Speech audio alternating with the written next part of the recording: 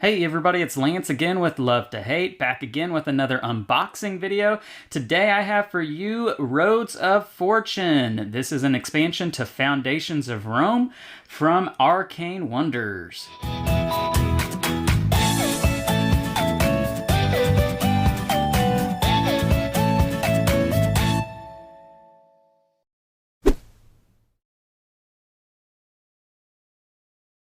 All right, so this is what Arcane Wonders calls the capstone expansion to Foundations of Rome, one of our favorite games from 2022. If you'll recall, it was in our top 10 video of 2022. I believe it was maybe number 2 of 2022 for us, for both Sam and myself. It's a game that we both really enjoy. So we're going to go ahead and get into this expansion. It just delivered today to us from the Kickstarter. This is our own copy that we got from backing the Kickstarter.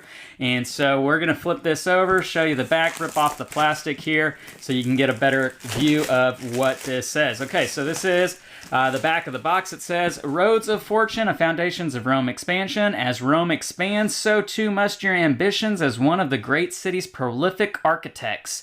Vie for control of the city's borders and reap the rewards as travelers from nearby cities and villages pass through your gates. They are eager to impart their knowledge, provide services, and even settle in Rome. In this expansion, players will seek to gain control of the city's borders to unlock powerful new abilities. As the capstone expansion to the Foundations of Rome experience, Roads of Fortune is compatible with any existing modules, including the Gardens of Circe's solo challenge. And it does include component tray replacement for the core game.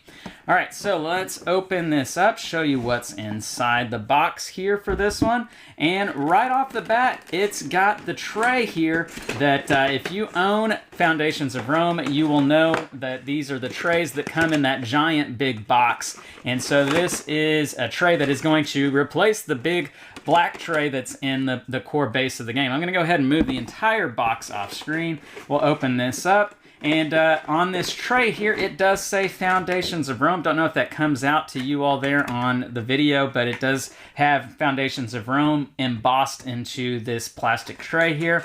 Then we'll get into this rulebook. Now, the game itself, Foundations of Rome, is not a complicated game. I call it the biggest gateway game ever because it is a very light game. It does have some modules that can be added to it to increase the complexity of the game, such as maybe this particular one here, as you're going to have a North Road board, an East Board Road, South Road board, and West Road board. So these are boards that are going to be going on the edges of the main board.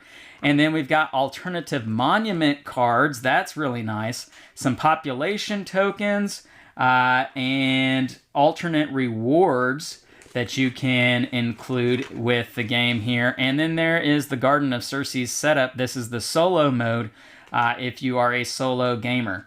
And so there's the rule book. We'll get into what we have here. Looks like this is a player aid to kind of help you with maybe the different module or the different monument cards and what they might add to the game. We've got some punch-out tokens. These are going to be those population tokens and point tokens, 2 and 4 on the back sides of them. So we're going to set that off to the side. Now we do have some stickers, some decals here. Now I believe this is probably going to go into the base tray. Oh, this looks like to be the monuments, and so maybe this goes into the monuments tray. We'll have to check that out and figure what that's for. And let's see. Now we've got some boards here. Players with the most buildings gain population equal to the current era. Players with the largest buildings gain points equal to the current era. And so this is going to be one of those boards that's going to be played with this new module here. We've got a different type of board. Players with the most civic buildings gain 1 population. Players with the most commercial buildings gain 2 points. Players with the most residential buildings gain 3 silver or 1 victory point. And so these are going to say on the back side of them. So this one says invocations. And I guess this is different too. It says gain 2 silver for each invocation card you have played.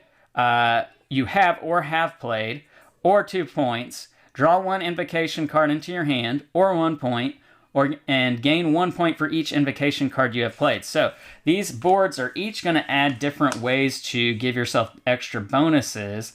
As you can see, this involves population tokens. This involves the monuments. Gain 1 point for each of your buildings next to a monument, or gain 3 silver. Place a lot marker on an unbuilt monument for the rest of the game. Only you may build it. That's really nice. Or 2 points, 3 points. And then I think we already looked at this one. So this was the population tokens. Players with the most influence gain points equal to the current era. Players with no influence lose victory points equal to the current era. So influence, that's going to have to be something that we look into, as that was not a part of the base game, I don't recall. And then we've got monuments again here on the back of this board. And it looks like we've got 2 more boards here. Eras 1 and 2, players gain 2 silver for each building on this edge. Era 3, gain points for each building on this edge. So these are going to be those road buildings road boards, that I was telling you in the rule book. In the next era, you may spend a trade token to purchase any lot, or 2 points. Flip any trade token at the table, 3 points. So this is if you're playing with that trading module with the base game. So again, these are those different road boards that have front and back sides to them. So you can change up the way you play with these, adding extra replayability with this module here, as you're going to have one on every side of the board, but then you could be flipping them over, playing with the different trading and stealing module if that's something that you want to do. I don't know if we read this one. You may steal a lot by paying a trade token without meeting the requirements, or gain a victory point. Gain a trade token from the supply. Gain 1 point for each trade token you have. All right, so there we go. I think we covered them all. But anyway, you've got 5 boards here, front and back, that could be incorporated with the different modules. Looks like we do have one more. 6A, yeah. Take the first player token or gain a point. All players give you 2 silver. That's pretty cool. Oh, or 2 victory points, 3 victory points. And then on the backside, public objectives. I always like to play with the public objectives. Gain 1 victory point for each public objective you currently satisfy. Gain 2 victory points if you currently satisfy none of the public objectives. Draw 2 objectives and choose one as a new public objective. That's really nice. I like the options here with this. We've got even more. Goodness. All right, so hold on to your hats, folks. We got a lot more boards here. Swap any 2 lot markers or gain a point. Swap one of your buildings with one from your board of the same size, or 2 points, and then you got 3 points. Then on the back side of this, again, objectives. Place a lot marker on any objective. Each marker is worth plus 4 points. Draw 2 private objectives and keep one, discard the other. So getting more objectives out there. Player roles. Swap your role from one from the remaining roles. Choose a second role from the remaining roles. And then on the back side of this is the invocations again. Gain 5 silver if you have the most unplayed invocation cards. In the next era, you may spend unused invocation cards to buy lots. Discard an unplayed invocation card to gain 3 victory points.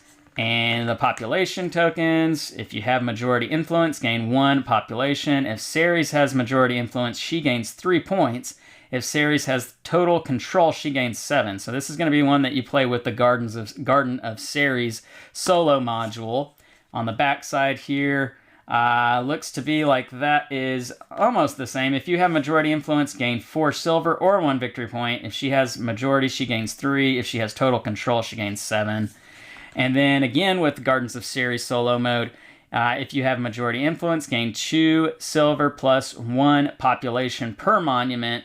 If she has majority influence, she gains 2 population per monument. If she has total control, she gains 1 population plus 3 victory points per monument. That's if you're playing with the Monuments expansion, which, why would you not? That's the coolest module to add to this game, the Monuments, in my opinion. And then on the back side of this, there you go. If you have majority influence, gain 2 victory points for every size 3 building. If Ceres has majority influence, she performs 1 enlarge park action. If she has total control, she scores commercial gardens twice. Ooh, that's rough. Okay. And then we've got another board here dealing with the monuments. If you have majority influence, place a lot marker on a monument. For the rest of the game, only you may build it, or you can gain 1 victory point per building next to a monument. If she has majority influence, she gains 2 points per monument. If she has total control, she gains 2 points per monument plus 3 points. Then on the back side of the board, if you have majority influence, you gain 3 points per civic building. If she has majority influence, she gains 3 points per civic residential.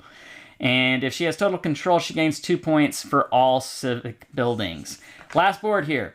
If you have majority influence, pay 3 silver to buy top deed or next era or gain 3 points. If she has majority influence, you lose half of your income this scoring. Ooh. If she has total control, you lose all of your income this scoring. So there we go.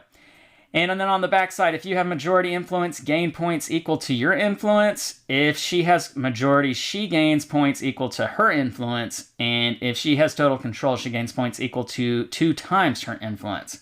There you go. All these different boards. Look at this, guys. There's a ton of boards here to play with, both for the solo mode and the multiplayer, front and back on these. Lots of replayability in that. So we do have a deck of cards here, Spared from Disaster. We'll get this opened up, show you what we have inside of it. All right, so here we go. And we'll have to check out what this all is about. But on the front of this card, it says you may discard this card at any time. All other players must immediately choose and remove one of their own size 1 buildings from the board and return it to their supply. Those players replace their removed buildings with a lot marker. Players that do not own a size 1 building or have no unused lot markers may ignore this effect. And then it's got 1 point on the back of it. So that's a pretty interesting card to be able to play. So take that introduced into the game with that. Here's another objective card here, Proprietor.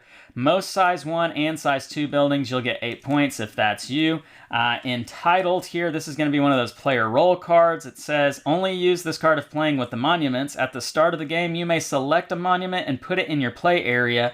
Until the end of the game, only you may build this monument. If you build it, gain 2 victory points.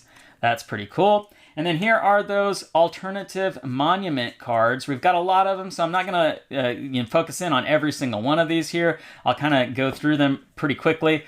Circus Maximus, you must have the most or be tied for the most money. Forum Ramonum, you must be tied with another player on the population track. Very interesting. That might be hard to do.